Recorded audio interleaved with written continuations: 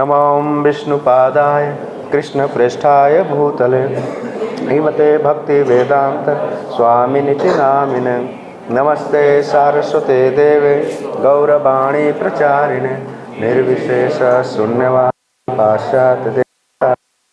जय श्री कृष्ण चैतन्य प्रभु नित्यानंद श्री अद्वैत गदाधर श्रीवासादि गौर भक्त वृंद। हरे कृष्णा कृष्ण कृष्ण हरे हरे हरे राम राम राम। धन्यवाद। इस कार्तिक महीने के अंतिम रविवार को आप लोग भगवद गीता के सत्संग में पधारे हैं और भगवान करें कि भगवान दामोदर की असीम कृपा हम सभी के जीवन में। यह पूरे महीने का नाम ही दामोदर मास है। यशोदा मैया ने भगवान को उखल से बांध रखा था और भगवान ने नंद महाराज के आंगन में यमलार्जुन जो वृक्ष थे उनका उद्धार किया। बहुत छोटे से ही थे और कल गोपाष्टमी भी थी। कल भगवान ने बछड़ों को छोड़कर गायों को चराने के लिए पहली बार उनको वन में भेजा था। भगवान का कोई भी जन्म या उनके कर्म से जुड़ी हुई लीला वो सब दिव्य होती है। गीता में भगवान कहते हैं कि जन्म कर्म च में दिव्यम एवं एव वेति तत्वतः त्यक्त्वा देहम पुनर्जन्म नयति मामेति स्वर्जुन। भगवान के जन्म और कर्म की लीलाओं को अगर कोई तत्व से सुने खाली और उसको समझे, इसका परिणाम क्या होगा? इसका परिणाम यह होगा कि वह जन्म मृत्यु के चक्र से मुक्त हो जाएगा। यह भगवान के जन्म और कर्म की महिमा है। जैसे हम जन्माष्टमी मनाते हैं तो भगवान का जन्म नहीं है, भगवान का प्राकट्य है। भगवान की मृत्यु नहीं होती, उनका जन्म नहीं होता, उसे प्रकट और अप्रकट होते हैं। जैसे सूर्य रोज़ उदय होता है और अस्त होता है, ऐसा नहीं कि रोज़ सूर्य जन्म लेता है रोज़ मरता है, ऐसी बात नहीं है। सूर्य रोज़ प्रकट होता है और हमारी आंखों से अप्रकट होता है। उसी तरह से भगवान का भी संसार में भौतिक जगत में आना और यहाँ से अपने धाम में वापस जाना, यह सिर्फ प्रकट और अप्रकट वाली बात है। लास्ट टाइम हम लोगों ने चर्चा किया था कि जिस भौतिक जगत में हम लोग रहते हैं यह पूरी सृष्टि का कितना परसेंट है? 25% है। 75% वैकुंठ है, तो हम लोग 25% वाले हिस्से में रहते हैं जहाँ पर आना जाना लगा रहता है। भौतिक शरीर मिलता है, रोग होता है, बुढ़ापा होता है, मृत्यु होती है। इन सब कष्टों से बचने के लिए ही भगवान ने इस सब विधि विधानों का उपाय किया है कि अगर हम इन विधि विधानों को जान करके वापस अपने ओरिजिनल स्थिति में पहुंचना चाहते हैं, वैकुंठ जाना चाहते हैं, तो मनुष्य जीवन एक सुनहरा मौका है, गोल्डन मौका है। और भारतवर्ष में भक्ति करने के लिए यहाँ पर स्थान, यहाँ पर टाइम, यहाँ पर लोग बहुत ही फेवरेबल हैं। और कलयुग में तो और ही ज़्यादा जगह जगह पर टेम्पल्स हैं, हरे कृष्ण मंत्र जपने की सुविधा है, कथाओं के सुनने की सुविधा है, दर्शन की सुविधा है, प्रसाद की सुविधा है, भक्तों का संग करने की सुविधा है। और हरे कृष्ण महामंत्र जपने पर कोई टैक्स नहीं है। खूब जपो, हरे कृष्ण कृष्ण कृष्ण हरे हरे हरे राम राम। तो जो लोग इस परिणाम को जानते हैं वे भक्ति को बहुत सीरियसली लेते हैं और भक्ति जो है भगवान को बहुत ही प्रिय है। बाकी कोई भी अनुष्ठान, कोई भी यज्ञ, कोई भी कार्य भगवान को उतना प्रसन्न नहीं करते जितना भक्ति प्रसन्न करती है। भगवान अपने भक्तों के ही अधीन है। यशोदा मैया ने भक्ति के कारण ही भगवान को बांध दिया ना, नहीं उनको कौन बांध सकता है? नहीं बांध सकता। तो आज के इस श्लोक में हम लोग थोड़ी सी सैद्धांतिक बातें हैं कि अर्जुन ने एक प्रश्न उठाया था तीसरे अध्याय के पहले श्लोक में कि हे कृष्ण, हे केशव, अगर आप समझते हैं कि बुद्धि श्रेष्ठ है, कर्म से ज़्यादा बुद्धि श्रेष्ठ है, तो मुझे इस युद्ध के घोर कर्म में क्यों लगा रहे हैं? युद्ध जो घोर मतलब भयानक कर्म है, इसमें लड़ाई झगड़ा होगा, लोग मरेंगे, रक्तपात होगा। अर्जुन की दृष्टि में यह युद्ध करना जो है बहुत अच्छा नहीं था, घोर कर्म था। तो अर्जुन ने एक तर्क दिया कि केशव, आप बुद्धि को श्रेष्ठ बताते हैं तो इसे भयानक कर्म में मुझे क्यों लगा रहे हैं? तो उसके उत्तर में भगवान ने कहा कि अर्जुन, यह युद्ध देखने में भयानक है, घोर कर्म है, लेकिन इसका परिणाम भयानक नहीं है। इसका परिणाम बड़ा शुभ है, बड़ा पुण्य है। तो कैसे शुभ है, कैसे पुण्य है, इस पर कई सारे श्लोकों में चर्चा हुई। आज हम 24वें श्लोक पर चर्चा कर रहे हैं। इसके पहले 23 श्लोक बुझ चुके और कई सारे कारण भगवान ने गिनाए। यह युद्ध किस तरह से सबके कल्याण के लिए है। और इसके 23वें श्लोक में और 22वें श्लोक में कई जगह भगवान ने, हम लोगों ने खूब सुना है, मैंने खूब क्लास लिया है इस पर, 4-5 क्लासेज लिया है। एक तर्क भगवान यह कह रहे हैं कि अगर युद्ध नहीं किया जाएगा तो समाज में एक अव्यवस्था फैलेगी और लोग जो है, साधारण लोग क्या कहेंगे कि यदि आचरत श्रेष्ठा तत्तदेवेतरो जनाः सयत् प्रमाणम कुरुते लोकस्तद अनुवर्तते। तो समाज में जो बड़े लोग होते हैं, जिम्मेदार पद पर जो लोग बैठे होते हैं, वे लोग जैसा आचरण करते हैं वैसा ही सामान्य जनता नकल करती है उनकी, और उनको उदाहरण के रूप में प्रस्तुत करती है। देखो फला आदमी ऐसा है, ऐसा करता है। तो अर्जुन जो है क्षत्रिय कुल के राजकुमार हैं और भगवान स्वयं इस धरती पर भगवान की भूमिका में है। तो भगवान को यह डर है कि आने वाले दिनों में जो सामान्य जनता वह आरोप न लगाए कि अर्जुन ने ऐसा किया, भगवान ने ऐसा किया, इसलिए हम भी ऐसा करेंगे। तो भगवान कई तरीके से उनको समझा रहे हैं कि देखो अर्जुन, यह युद्ध जो है यह किस तरह से ये सारे राजा जो हैं इनके कल्याण के लिए है, साथ साथ इस धरती पर धर्म की स्थापना करेगी।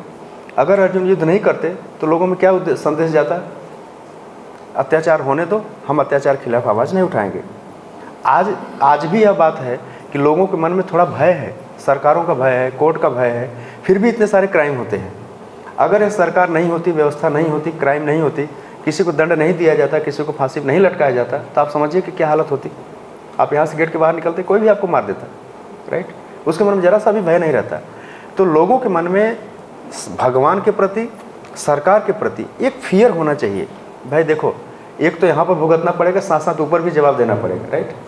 तो इन सब चीज़ों को लेकर के भगवान ने इस पूरी युद्ध की एक पृष्ठभूमि बनाई, एक भूमिका तैयार किया और अर्जुन के तर्कों का खंडन किया कि युद्ध जो है किसी भी तरह से गलत नहीं है। अब हम थोड़ा सा बैकग्राउंड में जाएंगे कि युद्ध करने की नौबत कहाँ से आई, कैसे पैदा हुई। तो अर्जुन का तर्क है कि युद्ध नहीं होना चाहिए, यही था ना तर्क शुरू में, और हम वापस जाएंगे और भिक्षा मांग के खा लेंगे। क्षत्रिय हैं लेकिन बोले ब्राह्मण बन के खा लेंगे, ये भी गलत बात थी। क्षत्रिय ब्राह्मण नहीं बन सकता है, जब उसका भाव आएगा तो जोश में आ जाएगा। वो ब्राह्मण बड़ा सहनशील होता है, नहीं कर पाएगा। अर्जुन ने खूब सारे तर्क दिए। यह भी तर्क दिया था कि अगर युद्ध होगा तो बहुत सारे लोग मारे जाएंगे, बहुत सारी स्त्रियां विधवा हो जाएंगी, बहुत सारे बच्चे अनाथ हो जाएंगे, तो समाज में क्या होगा? वर्ण संकर पैदा होंगे। संकर मतलब समझते हैं, वो शंकर भगवान वाला सा नहीं है, ये अलग वाला सा है। इस संकर का अर्थ है मिलावट, और वर्ण का मतलब 4 वर्ण है, ब्राह्मण, क्षत्रिय, वैश्य और शूद्र। इनमें मिक्सिंग हो जाएगा, मिलावट हो जाएगा। तो जो बच्चे पैदा होंगे वे कैसे होंगे? अवांछित होंगे, अनवांटेड होंगे।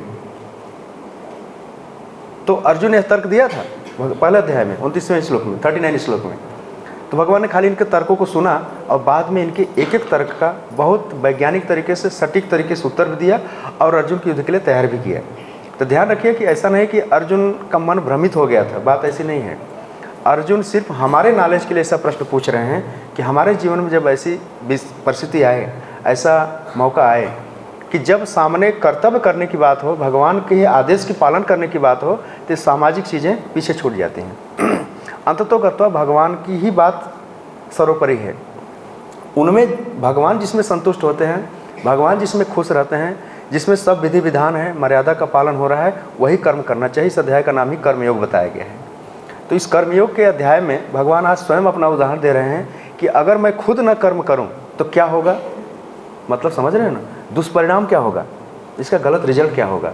जबकि भगवान को कर्म करने की ज़रूरत नहीं है, वे अपनी इच्छा से ही पूरी सृष्टि बना सकते हैं। इसके पहले एक श्लोक में देखा था कि दुनिया में कोई भी ऐसी वस्तु नहीं है जिसको भगवान चाहे उनको मिल न जाए, बस संकल्प कर ले। उन्होंने संकल्प किया, द्वारका बन गया, राइट? रातों रात विश्वकर्मा ने आकर सारी प्लान की। हम एक कॉलोनी बनाना चाहते हैं तो पहले हमको ज़मीन चाहिए, कॉन्ट्रैक्टर चाहिए, बिल्डिंग चाहिए, तब जाके बनता है। लेकिन भगवान के मामले में ऐसा नहीं है। भगवान कुछ भी इच्छा करें, उन्हें सब सुलभ है। तो यह भगवान और जीव में बड़ा फ़र्क है। तो भगवान कृष्ण अपनी शिक्षा के द्वारा, अपनी लीलाओं के द्वारा हमें सिखा रहे हैं कि भगवान कौन है और हम कौन हैं। और उनकी सृष्टि लीला के द्वारा हम समझ सकते हैं कि किस तरह से भगवान ने इतनी अद्भुत व्यवस्था किया है कि सारे जीवों का पालन अपने आप हो रहा है। इस पृथ्वी से इतना अन्न निकलता है, इतना फल निकलता है, इतना एप्पल, इतना नींबू निकलता है, राइट? सब भगवान की व्यवस्था है, ये मनुष्यों की व्यवस्था नहीं है। तो भगवान अपनी सृष्टि लीला के माध्यम से भी हमें यही ज्ञान देना चाहते हैं कि जो संसार में जीव आकर के भगवान को भूल गए हैं, उनके हृदय में कैसे भगवान के प्रति एक कृतज्ञता का भाव जगे और वो भगवान से प्रेम करना सीख जाए। How to love God, how to love Krishna. तो भगवान से प्रेम करने के बाद ही हमारा जीवन जो है सफल होता है और सार्थक भी होता है। जब तक हमारा कार्य, हमारा प्रयोजन, हमारा प्रेम भगवान के प्रति केंद्रित नहीं होता है, तब तक हम फेलियर ही माने जाते हैं। अर्जुन बहुत अच्छा तर्क दे रहे थे। ठीक है, छोड़ो, सब जाने दो, अत्याचारी हैं कोई बात नहीं, अन्याय किया है कोई बात नहीं, राज्य हड़प लिया है कोई बात नहीं, लेकिन हमें तो ज्ञान है ना, हम युद्ध नहीं करेंगे। कई बार लोग बोलते भी हैं कि अर्जुन तो लड़ना नहीं चाहते थे, भगवान ने उनको भड़काया। कई बार आज भी लोग आरोप लगाते हैं, उनको यह पता नहीं है कि अगर युद्ध नहीं होता तो क्या होता। आज के श्लोक में सुनिए। तो भगवान कह रहे हैं कि अगर ये राजा युद्ध नहीं करेंगे तब ये नष्ट हो जाएंगे, और युद्ध करेंगे तब इनकी सदगति हो जाएगी। सोचा है भगवान किस एंगल से बोल रहे हैं? भगवान कह रहे हैं कि अगर युद्ध नहीं होगा, ऑलरेडी पापी है, और मरने के बाद क्या होगा, इनका दुर्गति होगी। और अगर ये मरते हैं, पहली बात यह युद्ध कैसा है, धर्म युद्ध है, धर्म युद्ध करते हुए अगर ये मरते हैं तब इनको क्या होगी, सदगति हो जाएगी। अर्जुन शरीर की रक्षा की बात कर रहे हैं और भगवान आत्मा के रक्षा की बात कर रहे हैं, यह दोनों के बात में फ़र्क है। तो भगवान कह रहे हैं कि अर्जुन, अगर ये राजा मान लीजिए बच भी गए तो भी इनकी दुर्गति हो जाएगी, और अगर युद्ध करते हुए मारे जाएंगे तो इनका कल्याण हो जाएगा, इसलिए युद्ध करना अनिवार्य है। अब भगवान यहाँ स्वयं अपना उदाहरण क्यों दे रहे हैं? कह रहे हैं कि उत्सीदेयु, नष्ट हो जाएंगे इमे, ये सारे लोग, राजाओं की बात कर, राजा के साथ प्रजा भी जुड़ी हुई है। इमे लोका, ये लोग, ये सारे राजागण जो है नष्ट हो जाएंगे। कैसे नष्ट हो जाएंगे? क्योंकि शरीर अगर नष्ट होता है लेकिन आत्मा की सदगति होती है, इसको नष्ट होना नहीं कहते। लेकिन भगवान यहाँ क्यों कह रहे हैं कि ये लोग नष्ट हो जाएंगे? क्योंकि भगवान जानते हैं कि ये लोग इतने दुराचारी हैं, इतने अधर्मी हैं कि अगर इनका शरीर बच भी गया लेकिन मृत्यु के बाद इनकी दुर्गति तय है। उस दृष्टि से भगवान कह रहे हैं कि ये लोग नष्ट हो जाएंगे। अगर न कुर्याम कर्म चेदहम, अगर मैं कर्म न करूं तो भगवान यहाँ पर कौन सा कर्म कर रहे हैं? अर्जुन का रथ हाँक रहे हैं और युद्ध में भाग ले रहे हैं, यही है भगवान का कर्म उस समय। तो भगवान जीवन के बाद आत्मा की जो दुर्गति है उसके लिए ज़्यादा कंसर्न रखते हैं, चिंतित हैं। और अर्जुन बोल रहे थे ठीक है शांति से रहने दो, लेकिन कोई शांति से रहेगा नहीं। तो यह प्रश्न उठाया जा सकता है कि भाई युद्ध का जो परिणाम है वह सुखद होगा। एक प्रश्न और उठाया जा सकता है कि जो भगवान तर्क दे रहे हैं कि इन राजाओं की दुर्गति हो जाएगी या नष्ट हो जाएंगे, ऐसा क्यों होगा? ऐसा भगवान क्यों कह रहे हैं? क्या महाभारत युद्ध में जितने राजा कौरवों की ओर से या पांडवों से लड़ रहे थे, क्या उनमें सारी की दुर्गति यही होने वाली थी? ऑलमोस्ट यही थे।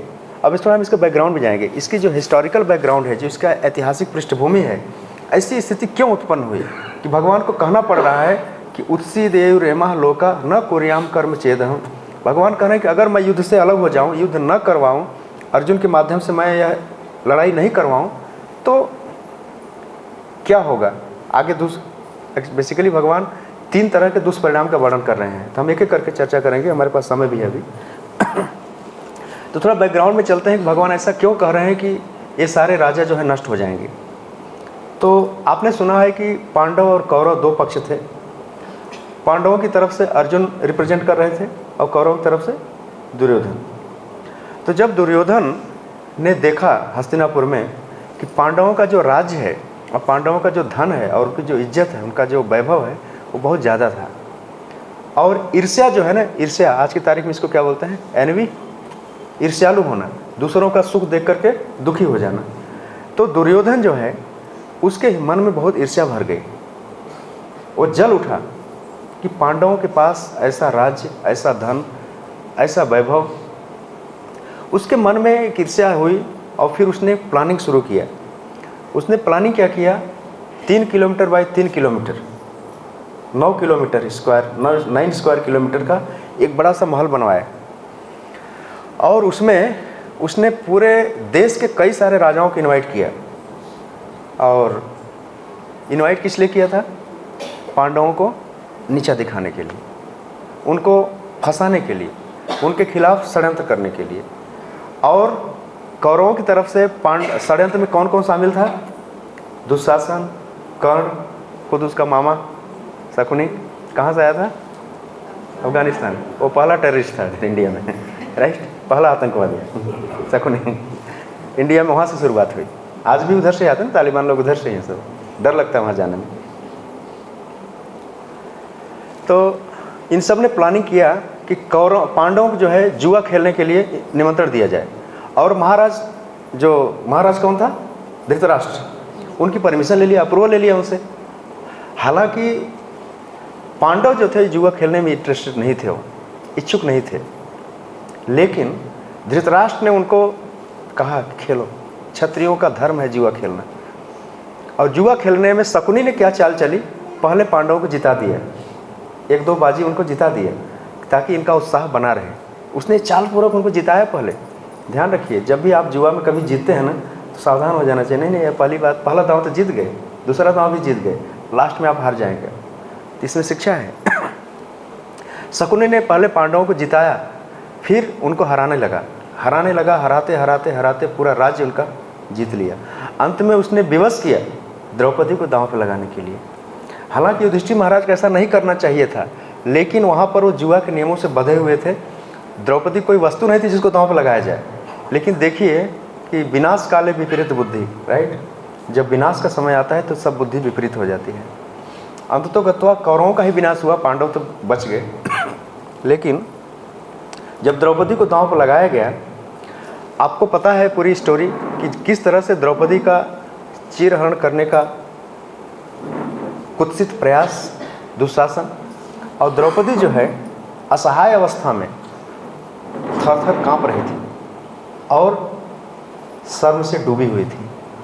लेकिन आपको याद है कि जो 3 किलोमीटर बाय 3 किलोमीटर का जो एरिया था, उसमें देश के बहुत सारे राजा आए थे। वो छोटा मैच नहीं था, बहुत बड़ा इंटरनेशनल मैच था, बहुत बड़ा टूर्नामेंट का आयोजन किया था।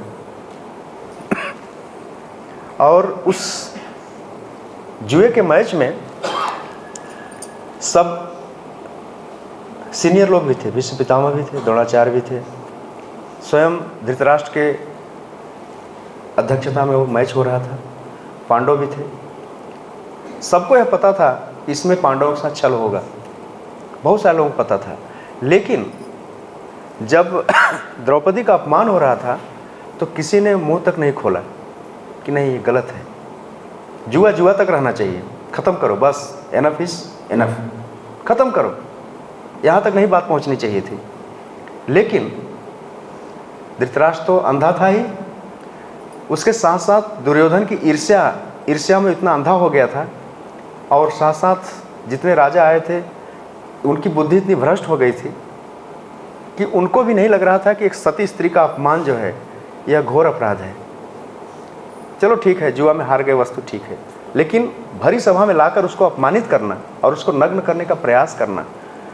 श्रीमद् भागवतम के एक तात्पर्य में श्रील प्रभुपाद जी लिखते हैं कि अगर कोई किसी सती स्त्री का अपमान करता है तो क्या होता है पता है? उनकी आयु तुरंत खत्म हो जाती है।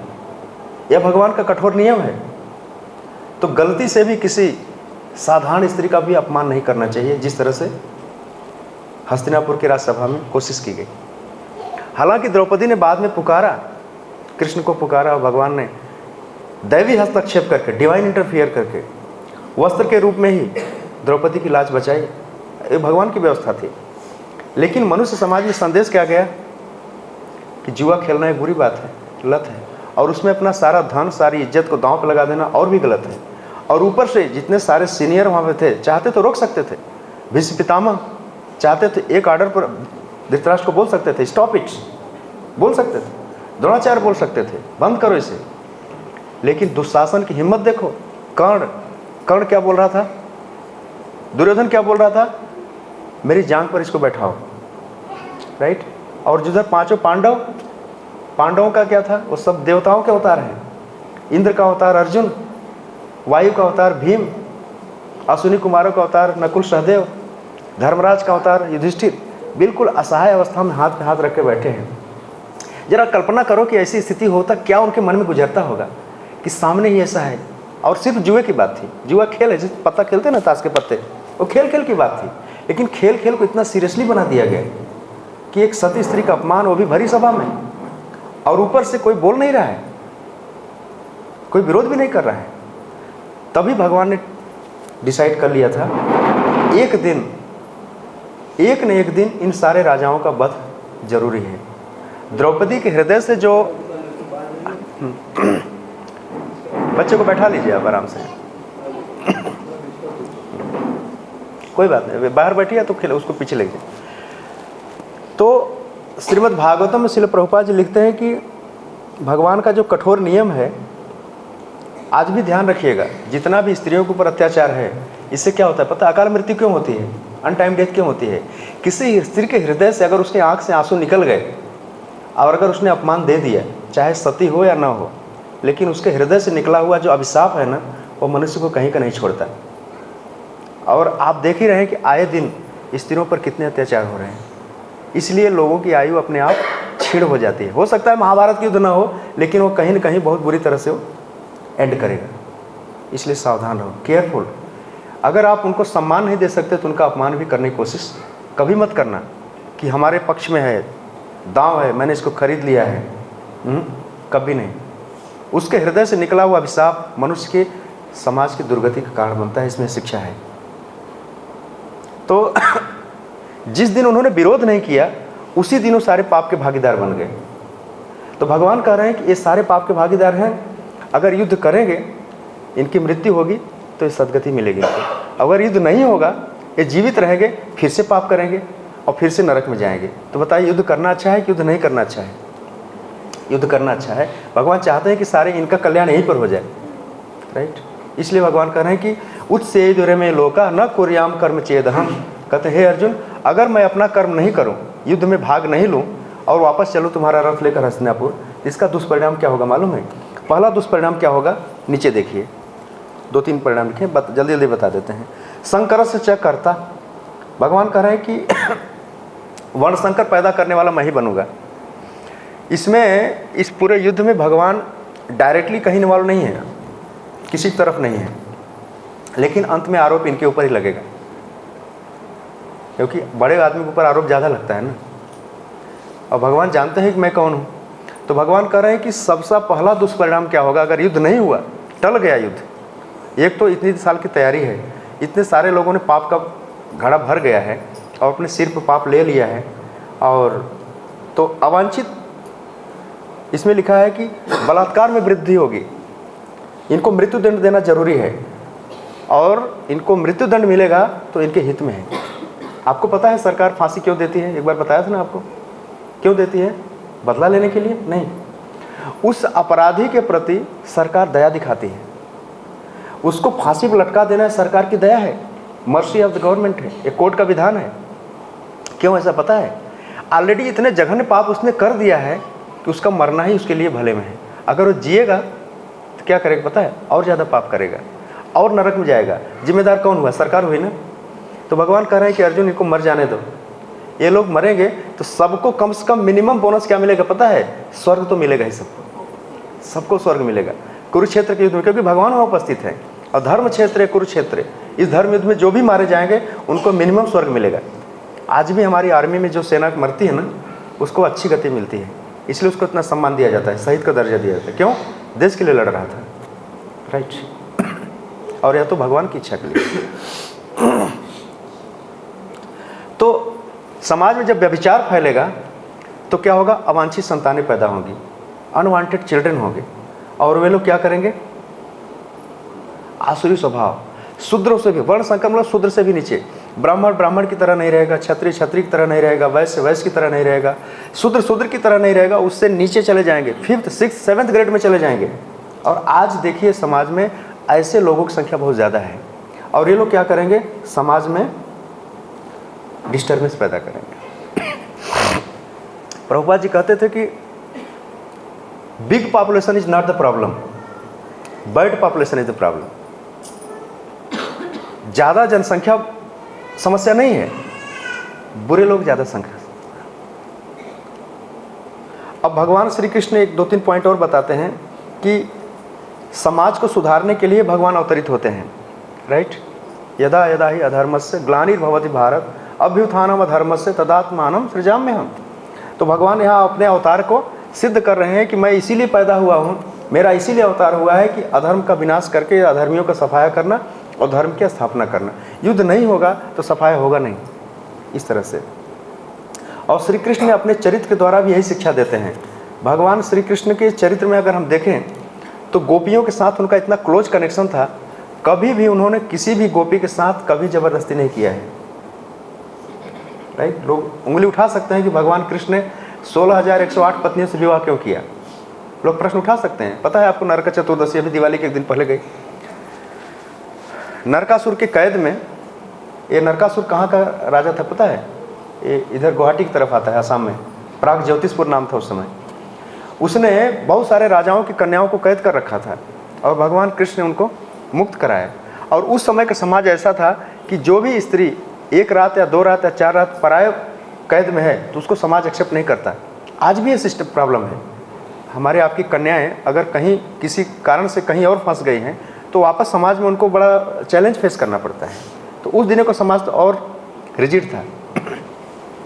फिर भगवान ने उन 16,108 को द्वारका में लाया और उन्होंने कहा कि अब हमें समाज नहीं स्वीकार करेगा, आप ही हमें स्वीकार कीजिए। तो भगवान ने सबके साथ विधिवत सत्यभामा के साथ उन्होंने स्वर्ग की यात्रा किया। स्वर्ग से यात्रा से लौटे, उसके बाद पूरी द्वारका में भागवत में वर्णन है कि सारे यादव समाज के समक्ष ब्राह्मणों को बुला करके सबके साथ विवाह किया और सबको एक एक महल अलट किया। और भगवान की भगवत्ता क्या है? सबके साथ उपस्थित है, एक साथ उपस्थित है। यह भगवान की भगवत्ता है। और भगवान ने जब कंस का वध किया था, आज भी कोई नहीं आरोप लगाता कि भगवान ने अपने मामा का वध क्यों किया। राइट। और बालक थे भगवान कृष्ण ने जब गोपियों के साथ जितनी भी रासलीला किया है उस समय छोटे ही थे और बालकों में दोष बुद्धि नहीं देखी जाती। गोवर्धन उठाए थे तो कितने साल के थे भगवान? 7 ईयर्स के थे। कोई उठा सकता है? कल्पना नहीं कर सकता। हम लोग गोवर्धन पूजा करते। राइट। पूतना का वध किया भगवान ने, कितने दिन थे भगवान? 6 दिन के। राइट। कोई फायर नहीं किया, कोई तलवार नहीं उठाई, बस अपने ओट से उसका आस्तन दबाया और ख़त्म हो गई। इतनी बड़ी राक्षसी थी, 10-12 किलोमीटर की थी, पता है, ऐसा बताते हैं। उसने असली रूप में आई भगवान को लेकर। राइट। ऐसी थी पूतना। और भगवान ने वृंदावन में जितने भी असुरों का वध किया है कोई अस्त्र नहीं उठाया, किसी के मुंह में हाथ डाल दिया और किसी के अंदर ही घुस गए। ये श्याम सुंदर की लीला है। तो भगवान ने जितने भी कार्य किए हैं सब अद्भुत हैं। उनके चरित्र पर कोई भी कलंक नहीं लगा सकता, कोई साबित नहीं कर सकता।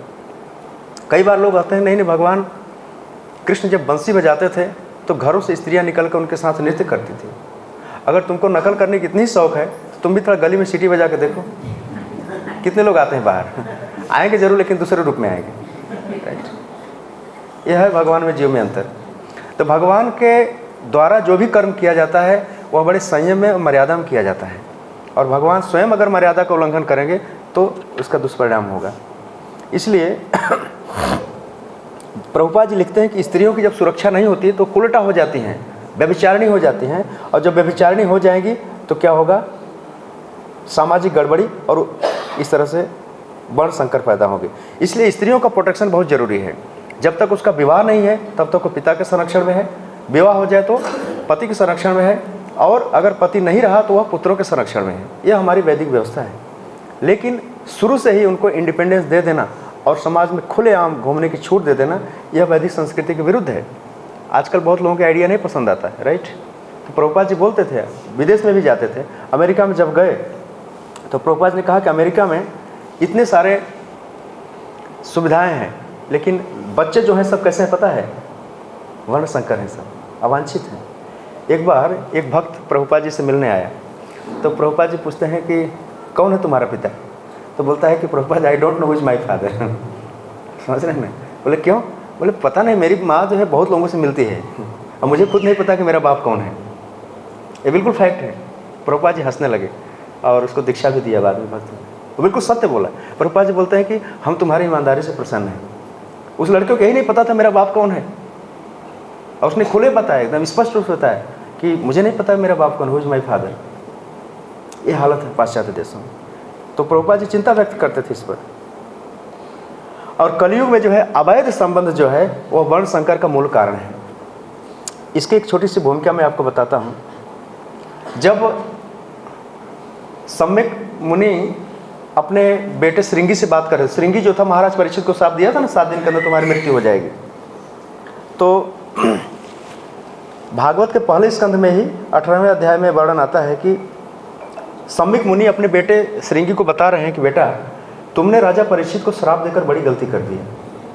क्यों बता रहे हैं पता है? क्योंकि महाराज परीक्षित जो थे राजा थे अगर राजा ही नहीं रहेगा तो समाज में क्या होगा पता है? व्यभिचार फैल जाएगा, अराजकता फैल जाएगी। तो फिर सम्बिक मुनि श्रृंगी ऋषि से कह रहे हैं, अपने बेटे से कह रहे हैं कि बेटा अगर राजतंत्र नहीं रहेगा तो लोग कैसे हो जाएंगे पता है? ये सम्बिक मुनि बोल रहे हैं कि लोग कुत्ते और बंदर की तरह हो जाएंगे। एग्जाम्पल किसका दिया है? कुत्तों और बंदरों का एग्जाम्पल दिया है। कुत्ता जो होता है बड़ा निर्लज्ज होता है और बंदर जो होता है बहुत कामुक होता है। समझ गए? ये शास्त्रों में वर्णन इसका है। एक जगह 8वें स्कंद में इसका वर्णन आया है कि लोग, यह सम्बिक मुनि 5000 साल पहले बोल रहे हैं कि कलयुग का समाज कैसा हो जाएगा? कुत्तों और बंदरों जैसा। इनकी दोस्ती का कोई ठिकाना नहीं। कुत्तियों और बंदरियों को ठिकाना है क्या? कब किसके साथ कुछ नहीं। राइट। एक संस्कृत में एक श्लोक आया है कि सालानाम ब्रिकानाम नूतनम नूतनम विचिनोताम। संस्कृत में कुत्ते को साला बोलते हैं। वो ब्रदर इन साला, वो वाला साला नहीं, दूसरा है। ब्रिकानाम मतलब बंदर। ये बंदर और कुत्ते जो है डेली इनको नया फ्रेंडशिप चाहिए। नूतनम नूतनम विचिनोताम, इनको रोज नए नए फ्रेंडशिप चाहिए। तो कलयुग में जो अवैध संबंध है वह जो है वर्ण संकर का मूल कारण होगा। फिर यहाँ लिखा है आर्य धर्म जो है, वैदिक धर्म जो है यह लुप्त हो जाएगा। जब वैदिक धर्म लुप्त हो जाएगा, आर्य धर्म लुप्त हो जाएगा, तो बिना मतलब के फालतू बच्चे समाज में पैदा होंगे, तो टेररिस्ट ज़्यादा पैदा होंगे, आतंकवादी पैदा होंगे और सामाजिक व्यवस्थाओं को ख़त्म कर देंगे। वो माँ बाप को नहीं मानेंगे। बेंगलोर में 14 साल के एक बच्चे ने अपने माँ बाप को ही मर्डर कर दिया। पता है आपको? ऐसी घटना रोज़ मिलती हैं, सुनने में आती है। आजकल के तमाम माँ बाप हैं जो अपने बच्चों से बहुत डरते हैं। क्यों डरते हैं पता है? वर्ण संकर है। कोई विधि विधान का पालन नहीं किया गया है। गृहस्थ धर्म में भी गर्भाधान संस्कार का पालन नहीं किया है। जो संस्कारी परिवार है उनको डर नहीं है, लेकिन जिनको पता है कि उसका संस्कार ठीक नहीं है उनको अपने ही लोगों से ज़्यादा डर है। आजकल आप खूब न्यूज़ सुनते हैं ना कि पत्नियां भाग जाती हैं, गहने लेके भाग जाती हैं। वो क्या है पता है? कुत्ते और बंदर वाली मेंटालिटी है। आज इसके साथ कल उसके साथ, वो बदलती रहती है रोज़। उनको डर लगता है, इसीलिए लोग आजकल विवाह करने से भी डर रहे हैं। और माता पिता का कर्तव्य है कि अपने पुत्र पुत्रियों के विवाह की व्यवस्था करें। लेकिन आजकल तमाम ऐसे पेरेंट्स हैं जो इस प्रॉब्लम को फेस कर रहे हैं। वे डर करके भी पूछते हैं कि बेटा तुमको शादी करवा दे क्या? बोलता है सब मोहम्मद रखो, आपने जो गलती किया थोड़ी मैं कर सकता हूँ। मैं खुद कई लोगों को जानता हूँ, पढ़ने के लिए विदेश भेजा, आने के बाद वो बिल्कुल बदल गई। नहीं, विवाह नहीं करना है। माँ कई बार मंदिरों मिलते हैं मुझसे, रोते रोते बताते हैं। मैं घर भी जाता हूँ, बताते हैं प्रभु जी समझाओ कुछ। नहीं, क्या है? क्यों विवाह करना है? ये गलती क्यों करना है? उसको विवाह करना गलती लगती है और खुलेआम स्वतंत्र घूमना उसको अच्छा लगता है। अब बताओ इससे क्या होगा? वर्ण संकर नहीं पैदा होंगे तो क्या होंगे? राइट। ये सुनने में थोड़ा अजीब लग सकता है, लेकिन प्रभुपाद जी ने बताया है।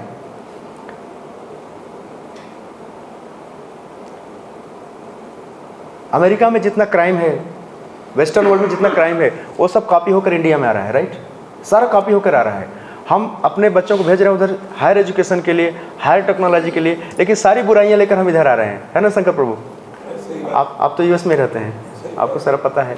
तो प्रभुपाद जी कह रहे हैं कि एक काम करो, जब प्रभुपाद के शिष्य मिलते थे, सारे हिप्पी थे, वो गांजा पीकर सड़क पर लेटे रहते थे, बड़े बाप के बिगड़े हुए बेटे रहते थे। आज भी यही हालत है। हिंदुस्तान में भी कुछ ऐसे संस्कारी परिवार बचे हैं, नहीं तमाम ऐसे हैं, बाप की कमाई है, बेटा उड़ाता है और कहीं ड्रग्स लेकर, कहीं नशे लेकर के वहाँ पड़ा रहता है। ये सारे हिप्पी हैं। तो जब हिप्पी लोग आए प्रभुपाद जी के पास, लड़का भी आया लड़की भी आए, प्रभुपाद कहते हैं एक काम करो, don't live like a boyfriend and girlfriend. वैदिक संस्कृति में बॉयफ्रेंड गर्लफ्रेंड का कोई कल्चर ही नहीं था। आपको पता है, आपके बचपन में गाँव में कोई भी लड़का लड़की से बात नहीं कर सकता था, और अभी तो बस खुलेआम घूमना एक कल्चर है, फैशन है, स्टैंडर्ड है, मॉडर्न का है। नहीं, फ्रीली मिक्सिंग अप जो है यह वर्ण संकर का बड़ा कारण है। मैं आपको बताऊंगा अभी वर्ण संकर कितने प्रकार के होते हैं, आप हिल जाएंगे। महाभारत से है, इसको सुना देंगे, आपको लगेगा कि हम दुनिया में सारे वर्ण संकर भरे हैं। आप सुनिएगा, अभी आएगा 5 मिनट, वर्णन आता है। पूरे विश्व में नरक की स्थिति बन जाएगी। आउट ऑफ मैरिज अगर कुछ रिलेशन बना है, शादी के बाहर कोई संबंध है, जो बच्चे पैदा होंगे वो इस समाज को नरक बना देंगे, चाहे वो लड़का है चाहे लड़की है। और नरक तो ऑलमोस्ट हो ही गया है, विपरीत सहवास इसको कहते हैं। अब आइए, अर्जुन ने एक बात कहा था कि प्रभु अगर युद्ध हुआ तो स्त्रियां विधवा हो जाएगी, तब नरक तब वर्ण संकर पैदा होंगे। लेकिन भगवान उनकी बात का खंडन कर रहे हैं। नहीं, युद्ध नहीं हुआ तो वर्ण संकर हो जाएंगे, युद्ध होने से वर्ण संकर खत्म हो जाएगा, कम होगी। तो महाभारत में एक अश्वमेध पर्व आता है, उसमें 6 प्रकार के वर्ण संकर बताए गए हैं। आज ही मैंने पढ़ा, इसको नोट डाउन किया और आपके साथ यहाँ शेयर भी कर रहा हूँ, सुनिए आप इसको। वर्ण संकर का मतलब कहाँ कहाँ से वर्ण संकर आते हैं, शुरुआत में कहाँ से आता है, इसको देखिए आप, हमारे नॉलेज के लिए है और होना भी चाहिए। महाभारत में इसका वर्णन है, कहाँ पर, अश्वमेध पर्व में वैष्णव धर्म में वर्णन इसका है। भगवान श्री कृष्ण युधिष्ठिर से बात कर रहे हैं, रेफरेंस भी दिया जाता है ना, कौन किससे बात कर रहा है, कहाँ पर किया गया। ऐसा नहीं कि मैं खुद कहीं से यहाँ वहाँ से नहीं लाया हूँ। युधिष्ठिर महाराज से भगवान कृष्ण कह रहे हैं कि हे धर्मराज, 6 प्रकार के वर्ण संकर होते हैं। पहला वर्ण संकर क्या है पता है? इसमें लिखा है अविवाहित कन्या से जन्म, शादी नहीं हुआ है, बच्चा पैदा हो गया, ये नंबर 1 वर्ण संकर है। आज भी कई बार सुनने में आता है लोग पहले बच्चा पैदा करते हैं, बाद में शादी करते हैं। वो बच्चे कौन है पता है? वर्ण संकर है, अवांछित है, अनवांटेड हैं। और हॉलीवुड बॉलीवुड में फैशन बन गया है, चलता है। उनकी देखी देखा नकल छोटे लोग करते हैं, मिडिल क्लास लोग करते हैं। हाँ, क्या बात है, शादी कर लो, बच्चे हो जाए, सॉरी बच्चे पैदा कर लो, बाद में शादी करना। यह वर्ण संकर को बढ़ाने वाला काम है कि नहीं है? ये महाभारत में लिखा है। नंबर 1, अविवाहित कन्या से जन्म देना। यह एक वह बच्चा आगे चलकर असुर ही बनेगा, समाज में डिस्टर्बेंस, पहले तो घर में ही उत्पात मचाएगा और फिर बाद में समाज में जाएगा। जेल में डाल दोगे, वहाँ भी खतरनाक काम करेगा। इसलिए सारी जेल में सब संख्या बढ़ रही है, सरकार को ज़्यादा जेल बनानी पड़ रही है। नंबर 2, विवाह के समय गर्भवती से जन्म। कई बार प्रेग्नेंट हो गई है, उस टाइम पर विवाह फेरे ले रहे हैं, उस समय जो बच्चा पैदा होगा 1 नंबर का बदमाश होगा, वर्ण संकर। कोई देवी देवता आशीर्वाद नहीं देगा, क्योंकि शास्त्र के विरुद्ध है। नंबर 3, पति जीवित है और व्यभिचार से उत्पन्न हो गया, ये 3रे नंबर का वर्ण संकर है। 4थे नंबर का वर्ण संकर, किसी सन्यासी के वीर से उत्पन्न हुआ है सन्यासी, लेकिन किसी स्त्री के साथ संपर्क करके बच्चा पैदा कर रहा है, ये 4थे नंबर का वर्ण संकर है। वह भी जो बच्चा पैदा होगा, ध्यान रखिए, सन्यासी नहीं होगा, 1 नंबर का डाकू होगा। 5वां, पति मर जाए उसके बाद पर पुरुष से उत्पन्न करना, यह 5वें नंबर का वर्ण संकर है। 6वां, ब्राह्मण है लेकिन क्षत्रिय से, क्षत्रियाणी है लेकिन वैश्य है लेकिन शूद्र से, नीचे वाले से संपर्क करके बच्चा पैदा करना, यह 6वां है। इसको कहे पतित मनुष्य से उत्पन्न। ये जो 6 कैटेगरी बताई गई है शास्त्रों में, ये सारे वर्ण संकर के लोग हैं। वैसे सौभाग्य से आज भी हमारे देश में कल्चर बचा हुआ है। बहुत सारे, एटलीस्ट जो यहाँ बैठे हैं या जो हमारे समाज में जिनको जानते हैं, वर्ण संकर बहुत कम है, लेकिन आने वाले दिनों में बहुत तेज़ी से फैलेगा और फैल भी रहा है।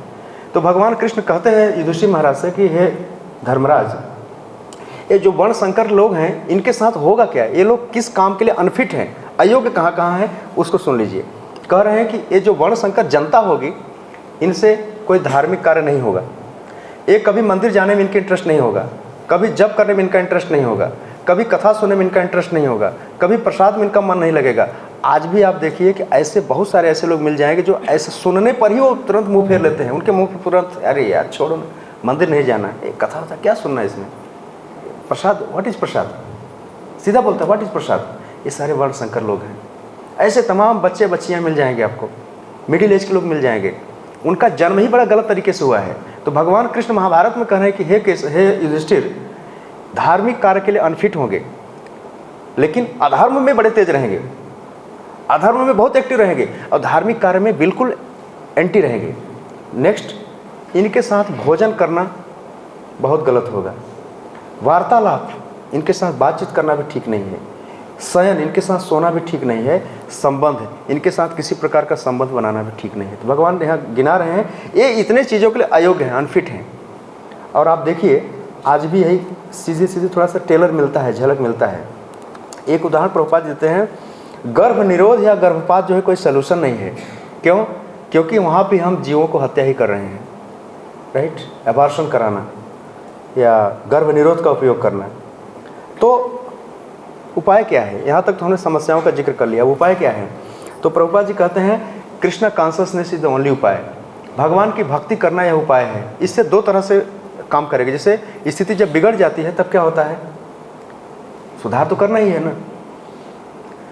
एक काम कीजिए, भगवान की भक्ति दीजिए। तो लोग सोचते हैं नहीं ऑलरेडी इतने पापी हैं, भगवान की भक्ति कर नहीं सकते। तो उदाहरण क्या दिया गया, उपाय क्या बताया गया, एक काम करो, ये भगवान की भक्ति डायरेक्ट नहीं कर पाएंगे, इनको भक्तों के संग में लाओ। तो इसलिए प्रभुपाद जैसा महात्मा विदेश में जा करके ये सारे वर्ण संकरों को अपने टच में लाया, और वे लोग शुद्ध होकर के अब उनके जो बच्चे पैदा हो रहे हैं वो सब धार्मिक हो रहे हैं। राइट, हमारे देश में ठीक उल्टा है इसका। राइट, हमारे आपके बच्चों में उतना इंटरेस्ट नहीं है, न संस्कृत पढ़ने में, न श्लोक याद करने में। उनको टिकटाकर बनना जरूरी है। जो माँ ग्रेजुएट होकर के संस्कृत में ग्रेजुएशन किया, आज उसके बच्चे यूट्यूबर हैं, टिकटॉकर हैं। राइट, ठीक उल्टा हो रहा है। कल्चर का जितना बड़ा आक्रमण देखिए, पूरे पाश्चात्य संस्कृति से प्रभावित। इसीलिए भारतीय जो पेरेंट्स हैं बहुत चिंतित हैं अपने बच्चों को लेकर के, और चिंता करना भी चाहिए।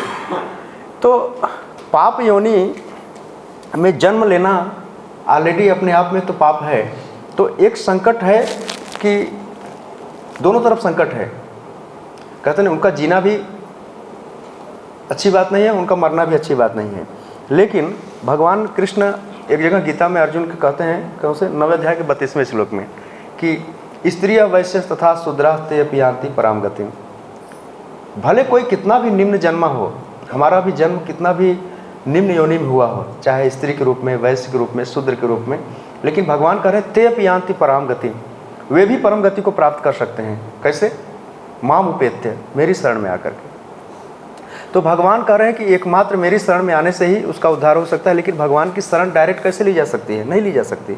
तो सुखदेव गोस्वामी कहते हैं कि एक काम करो, जो भगवान के शुद्ध भक्त हैं उनकी शरण में जाओ, वे लोग मिला देंगे। किरात हुड़ांध्र पुलिंद पुलकसा आविर शुंभा यवना खसादय शुद्धति तस्मै प्रभ विष्णवे नमः।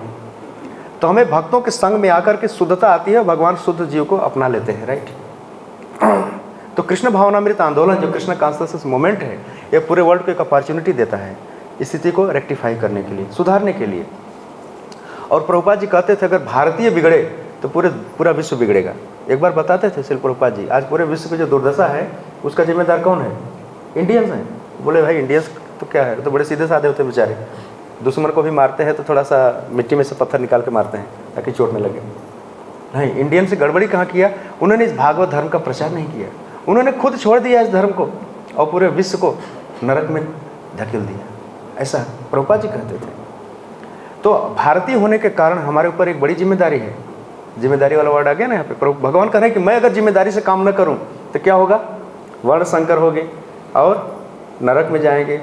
फिर भगवान कह रहे हैं कि उपहन्याम इमाम प्रजा, मैं ही इस प्रजा का विनाश का कारण बनूंगा।